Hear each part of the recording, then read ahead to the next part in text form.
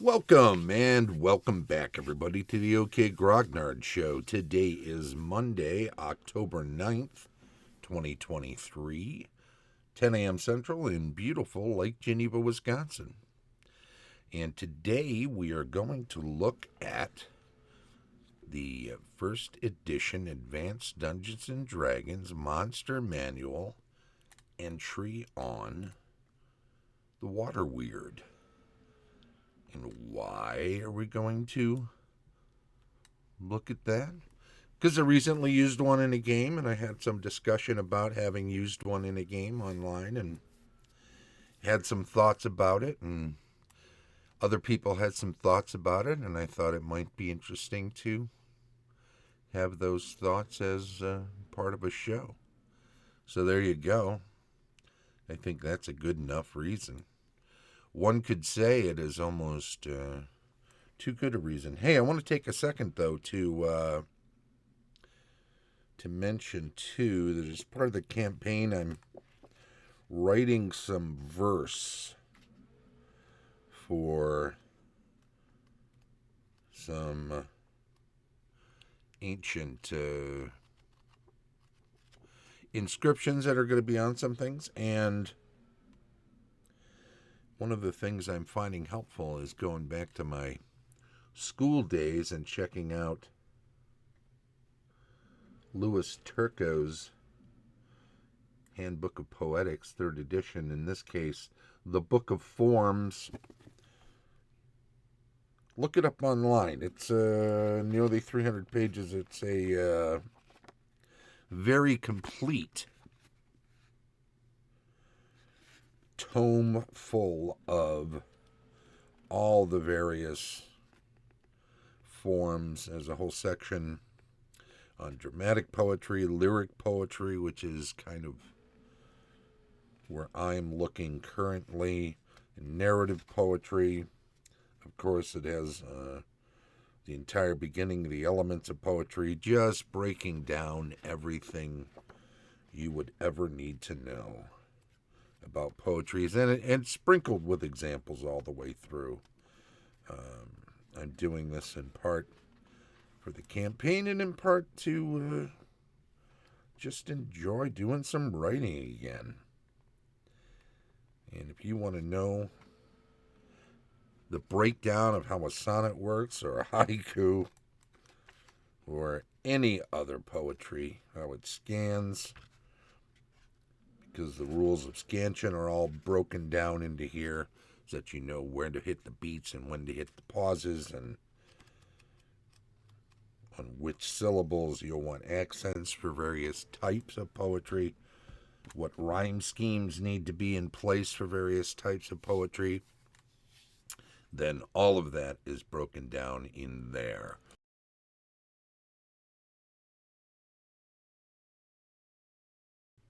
Excuse me. The rest of it is, as they say, academic. So there you go. Anyway, the Monster Manual entry for the Water Weird, huh? It is a weird creature indeed coming up out of the water. Let me have a look here and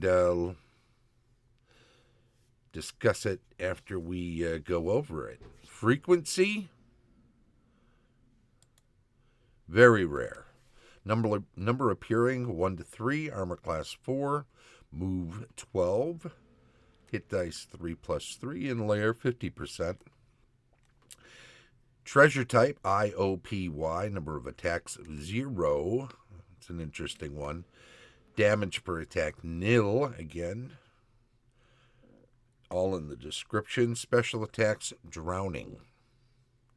Special defenses see below. Magic resistance standard. Intelligence very. Alignment chaotic evil. Size 10-foot long plus. The plus became important for mine. Psionic ability nil. Attack defense modes for psionics nil. The Water Weird are a life form originating in the elemental plane of water. They attack all living things, feeding from their essences in some unknown manner. The creature forms in 2 melee rounds from the water, appearing as a serpent lashes out, striking as a 6 hit die monster. Any creature struck will be dragged into the water unless it saves versus paralyzation. Sharp weapons cause but 1 hit point of damage. Blunt ones cause normal damage when striking these monsters. Damage equal to its total hit points disrupts the water weird.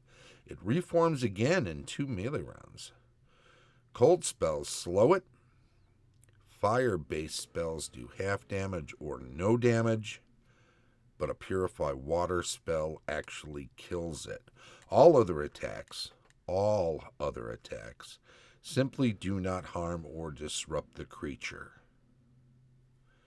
A water weird can take over a water elemental on a dice score of 11 or better on a 20-sided die. So what are we talking here? What do we got going on here? Well, in the game I was running, I had a pool which had 4 pillars around it, and when anyone would enter the room, the pillars will begin to glow, and within 2 rounds, so would form the water weird.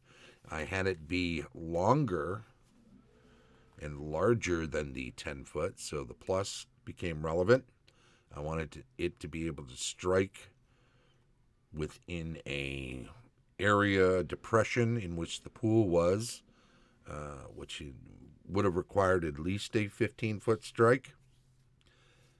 And then also, but not up onto a water walkway, which was around it. But if you stepped onto the walkway, it would begin to form. So it was getting ready.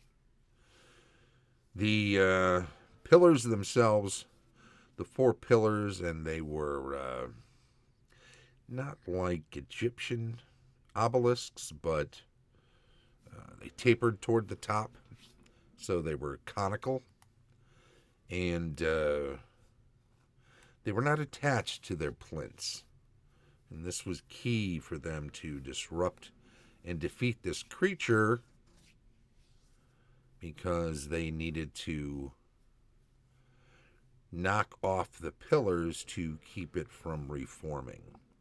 So if you could knock off at least one of the pillars, you could nullify the effects of the water weird summoning or forming. But I also decided midway through that would also disrupt the creature. The toughest fighter had jumped down into the depression around the pool and was attacked and missed a saving throw, his best saving throw, sadly, and was being dragged. That was their 8th level, highest level creature, highest level character, NPC, or player character, was being dragged into the pool. I believe this player had encountered them before, but now, of course, was paralyzed and couldn't speak, and asked, is it just because I'm held? Can I fight against it? And no, this was not a constricting type of situation, even though it was wrapped around him and dragging him in. He was actually paralyzed. That was what I decreed. That is my understanding of how the water weird works. Dragged on saves versus paralyzation. So the player couldn't fight against it, but 2 others grabbed his legs, and I allowed them to struggle with pulling the character back from the water. It did drag him in at one point, but they dragged him back out when they won the next round. I did kind of oppose strength checks, and this thing being an incredibly large anaconda-like snake, I gave it an incredibly high strength. But with 2 of them, I was allowing, if they both had good rolls to add a couple to the stronger of the two rolls, and then that would be the opposed strength check there.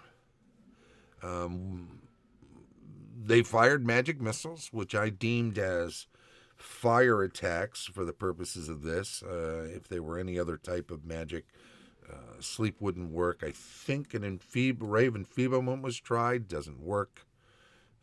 All other attacks simply do not harm or disrupt the creature. So none of that stuff worked, even with the standard magic resistance, which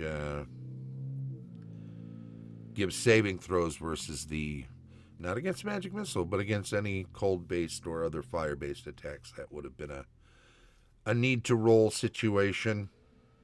They didn't have cold attacks ready, or cold spells ready. There was a spiritual hammer, which I decided to count as blunt attacks rather than a magical attacks, which, and since it needs an attack roll, then yeah, I'll let that count. They were swinging swords too, and they were barely doing any damage. The arrows, the pointy little arrows popping into it, causing next to no damage. So all of that was troubling for them. But in the end, one of them knocked away at one of the pillars and was able to get it to move slightly, and then another threw their weight into one of them, sliding it off the plinth and disrupting the water weird. And so they won the day. Safe and sound. They were back again. Of course, no damage, and it took them a little while to work out the what happens if you throw dirt at a water weird. Does ask Artanis Sarah, and nothing. All other attacks do nothing. So that includes throwing dirt. Tough creature to fight indeed. Valley Girl Heather chimes in. And it nearly got a couple of the players dragged into the water, player characters. So it could have harmed the party quite a bit. But in the end, they managed to defeat it, and now they're going to have to look for treasure, because we kind of ended right at that moment. Best to find ways to separate the serpent end from the main body of the water. Now, it's part of the water, in my estimation, so it's an extension of the water. You have to actually do enough hit points to disrupt it, or you can slow it. Fire damage, 1 damage each, 1 damage per pointy attack or slicing attack, and full damage from blunt attacks, 3+3 hit dice. So you have to knock it down to 0 hit points. And again, it will reform. But in this case, I put a kind of failsafe in there, in that if the pillars were, at least one of the 4 was removed, and the glowing would stop, and it would not be able to reform. And that's what they figured out and were able to do. So we're glad for that. Anyway, that's a look at the Water Weird from the first edition Advanced Dungeons & Dragons Monster Manual. I thank you all for chiming in on the chat today. I do appreciate it, and I also thank everybody who checked us out in the video. So, just for me to say, this has been a look at the first edition Advanced Dungeons & Dragons Monster Manual Water Weird. And the show streams live on Twitch each Monday, 10 a.m. Central, and is then archived on YouTube. Follow, subscribe, click the thumbs up, all of those good things. Feel free to comment if you get a chance. Thanks to our Patreon supporters, Tom Tullis of Fat Dragon Games, Carlos Lysing, Castle Entertainment, Scourge of the North, Heath Farndon of the AD&D 20, Dave O'Brien of 4 Quacks Games, and, as always, Shane Bradley, DM extraordinaire.